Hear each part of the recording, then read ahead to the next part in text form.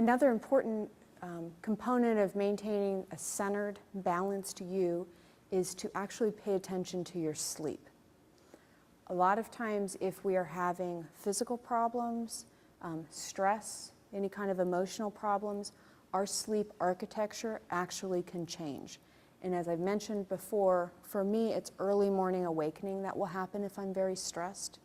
And so I know that if I have a stressful event coming up, I have to pay close attention to my sleep.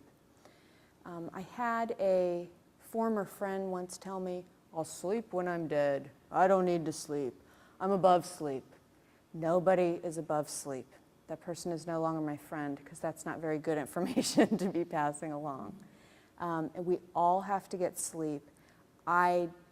When I was studying, I would try and, I'm going to stay up until I just finish this chapter, and then it's like 2 a.m. and I've got to get up at 6 and the exam's at 7 or 8, and I'm not going to be functioning my best at that time. And so if you don't get adequate sleep, your concentration won't be there. You're not going to be as emotionally stable without sleep. You're going to be more prone to getting irritable, crying. That's for me. I can be a crier sometimes. And your physical health can be impacted if you don't get regular sleep. So what are like the big no-nos for sleep? One, caffeine. Caffeine can have a bigger impact than you realize. And sometimes when you're younger, you can, drink 2 pots of coffee and think that you're a superstar and this doesn't affect your body. But as you get older, you may find that caffeine has a much different effect on you. FYI, it's never a good idea to drink 2 pots of coffee. It's just not good for anybody.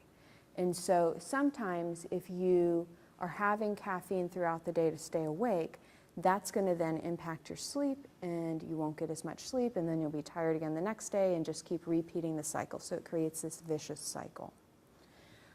Other things are exercise late at night can cause you to stay awake, and so you need to figure out how does exercise impact your sleep. Overall, exercise improves your sleep, but if you do it right before you go to bed, then it might keep you up a little bit and you might have trouble falling asleep. Certain foods have caffeine in them, and you just need to be aware of that. So like chocolates or teas, things can have some hidden caffeine. There are some foods that may cause you to have, reflux, so you're not going to be going heavy on those foods right before you go to bed. You need to have some type of a wind down routine. So, falling asleep at your desk for 3 hours and then waking up at 3 a.m. and putting yourself to bed is not a good sleep routine. So you need to plan a cutoff point to your night, stick to that, allow yourself permission to have a cutoff point at, whatever it is at night. It should be like before 11. That should be your goal. 10, 9, 8, somewhere around there. Or even earlier. I don't know how much you have to study.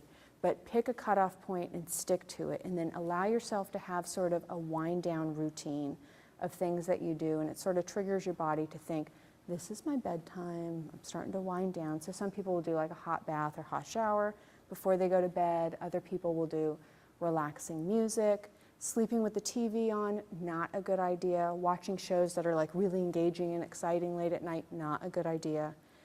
So, invest in a recording device if you can, and just watch it at a later time, or have a friend record it for you and watch it later if you have to watch it. Medication, sometimes people don't realize the impact that meds can have on your sleep. So just paying attention to, when did I start that new medication, and okay, it seems to coincide with the timing of sleep problems. A lot of times people think that alcohol will be a good way to just kind of wind down at the end of the night. It does help you initially fall asleep, but it totally disrupts your sleep through the night. And so don't be fooled into thinking that alcohol is a good sleep remedy for you. Actually trying to do all the things to live a more balanced life and stay centered, that's going to be one of the most helpful aspects of trying to get better sleep.